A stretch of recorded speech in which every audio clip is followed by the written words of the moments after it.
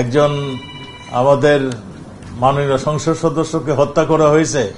আমরা এটার ব্যাপারে আমরা খুব সিরিয়াসলি, আমাদের সরকার, আমাদের মাননীয় প্রধানমন্ত্রী সহ সবাই আমরা খুব সিরিয়াসলি এটা দেখছি এবং আমরা আশা করছি আমরা খুব স্বল্প সময়ের মধ্যে আরো বিস্তারিত আপনাদেরকে জানাতে পারবো। দুই দেশ থেকে আমরা কাজ করছি যাতে এই আরো কিছু তথ্য, আমরা তো সুনিশ্চিত হয়েছি তাকে হত্যা করা হয়েছে, যারা হত্যা করেছেন তাদের মুখের থেকে আমরা এগুলি শুনেছি, কিন্তু ডেড বডিটা আমরা এখনো উদ্ধার করতে পারিনি। আমরা সেই যে তদন্তের খাতিরে, তদন্তের স্বার্থে আমরা আপনাদেরকে বলছিলাম যে আমরা এই তদন্তটা মোটামুটি গুছিয়ে এনে আপনাদেরকে জানাবো।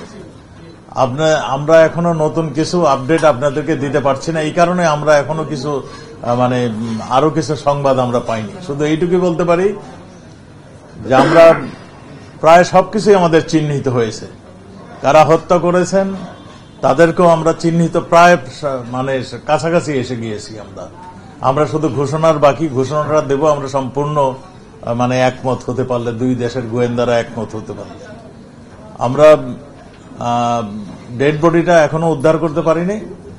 আমরা অনেক কিছু শুনেছি, আপনারাও যা শুনছেন সেগুলো আমরাও শুনছি, কিন্তু যেই পর্যন্ত আমরা সেগুলো উদ্ধার না করতে পারবো সেই পর্যন্ত আপনাদেরকে অফিসিয়ালি আমরা কিছু বলতে পারছি না।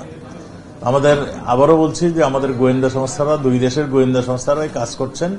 আমাদের এই আনোয়ারুল আজিম, যে আমাদের ঝিনাইদহ 4-এর এমপি, উনি 3বার না 4বার, 3বারের এমপি।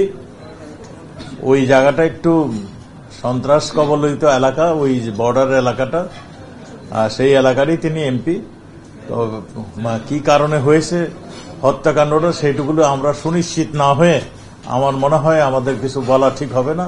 আমরা এটা সুনিশ্চিত হই, আপনাদেরকে ডিটেইল আমরা জানাবো। একজন আমাদের মাননীয় সংসদ সদস্যকে হত্যা করা হয়েছে। আমরা এটার ব্যাপারে আমরা খুব সিরিয়াসলি, আমাদের সরকার, আমাদের মাননীয় প্রধানমন্ত্রী সহ সবাই আমরা খুব সিরিয়াসলি এটা দেখছি এবং আমরা আশা করছি আমরা খুব স্বল্প সময়ের মধ্যে আরো বিস্তারিত আপনাদেরকে জানাতে পারবো।